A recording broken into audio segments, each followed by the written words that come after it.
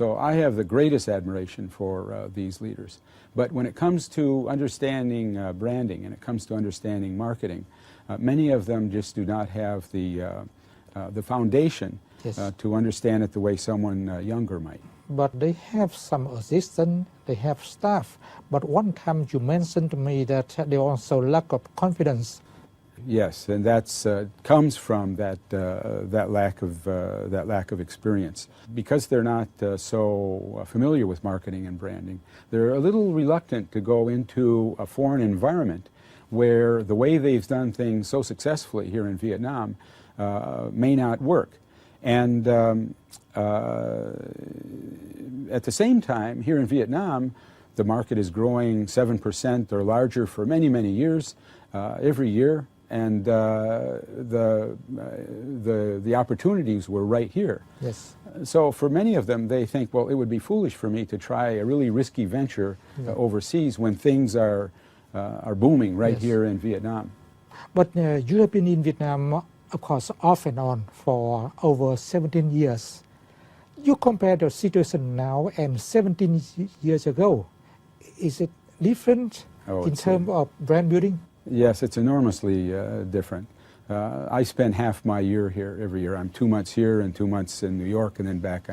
And every time I come back, I see more understanding of what branding is. When I first began talking to brands back then, they weren't brands, they were companies actually.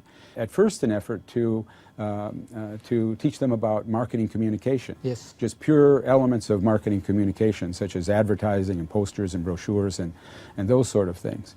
I would say up to a point in time, maybe 5 years ago, those companies by then had learned really what marketing communication is. And we could see at that point in time really good advertising, really good elements of advertising in all different kinds of media. Yes. But what we didn't see then was the cohesive single voice in all of those materials. A company may have great ad, or might have a great billboard, it might have great business cards, but they may not look like they were all coming from the same company. They may be very good in their own right.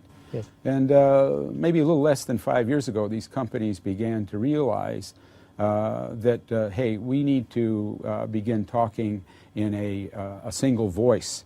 Probably was helped along by WTO opening and a lot of other foreign companies coming in and bringing their years and years ago developed really solid brands. Yes. We'll talk more about a foreign company coming to Vietnam. There's a pros and cons for Vietnamese company. But now, I'm just curious that if, in your view, when Vietnam will have company that own an international brand name, you have to wait for how long? I think when the next generation is taking office. And that's happening rather quickly. Those entrepreneurs who are in their 30s now are those that are going to bring it to play. I'm a branding person. I deal in images. And when we begin working with our clients, the first thing that we begin working with is not an image. It is with what is different about this company. How does this brand differentiate itself from its competition? We spend the first part of our process trying to figure that out.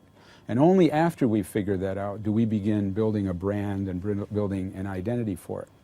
So differentiation really is related